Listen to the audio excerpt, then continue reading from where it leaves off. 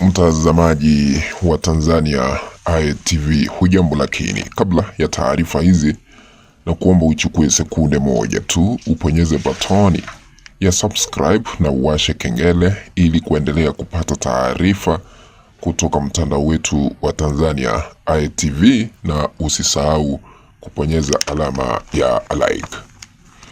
Sasa habari ambazo zimetufikia rasmi katika chumba chetu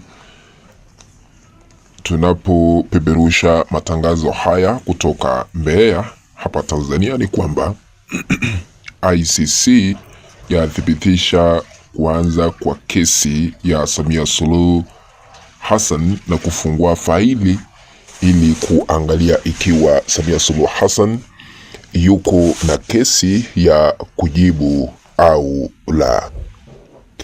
Sasa taarifa hizi zinaeleza, hizi ni taarifa za ndani, na vile ninakuambia kila wakati, mpenzi mtazamaji, lazima upokee taarifa za ukweli kabla ya kuzileta hewani.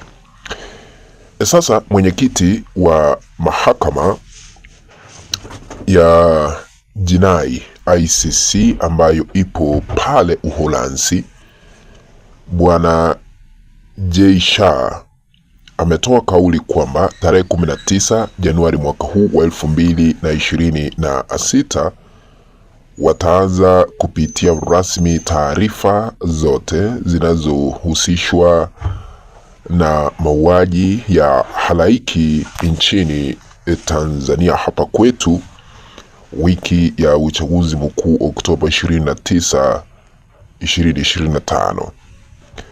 Ameongeza kusema kwamba chochote kitakachopainika kilienda kinyume na sheria, hatua kali zitachukuliwa ili haki ipatikane.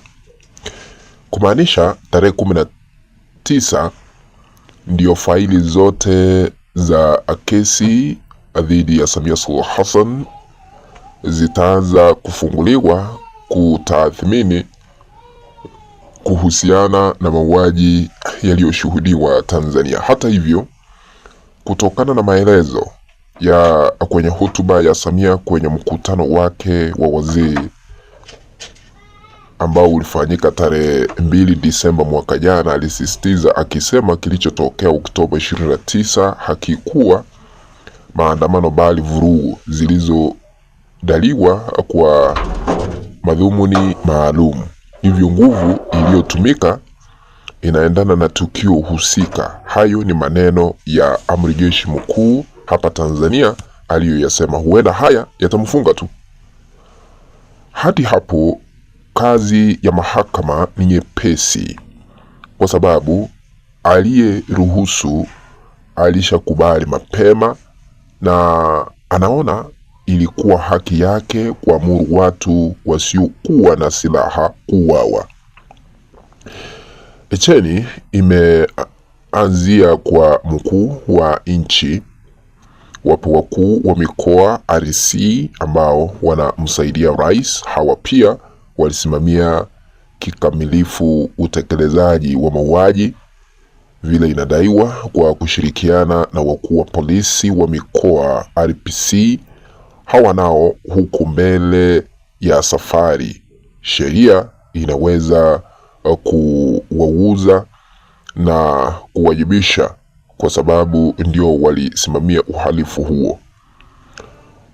Na sasa kesi hii huenda haitachukua muda mrefu, kwa sababu kuna ushahidi wa kutosha.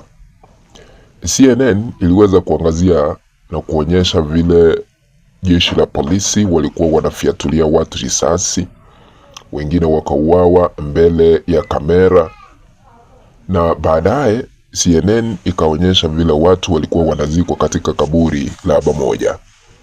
Na kuna familia nyingi ambazo zimekuwa zikilia, zikitafuta wenzao, lakini hadi sasa miili yao haijapatikana. Kwa hivyo ni kesi ambayo haitachukua muda mrefu bila hatua kali kuchukuliwa na mahakama ya ICC.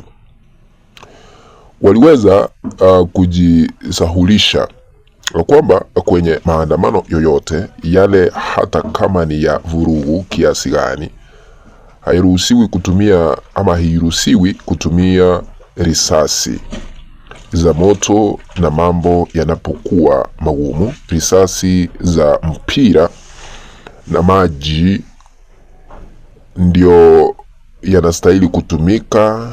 Maji yale ya kuwasha yanastahili kutumika kupiga waandamanaji wasiokuwa na silaha.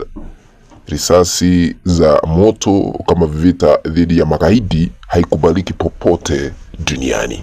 Unyama ambao ulishuhudiwa hapa Tanzania ulikuwa wa hali ya juu. Tuliona risasi za moto zikitumika, na hayo yote yaliweza kurekodiwa na kunakiliwa katika kamera mbalimbali. Swali, ilikuwaje polisi wakatumia risasi za moto kwa wananchi wasiokuwa na silaha badala ya kutumia risasi za plastiki na maji yale ambayo ni ya kuwasha?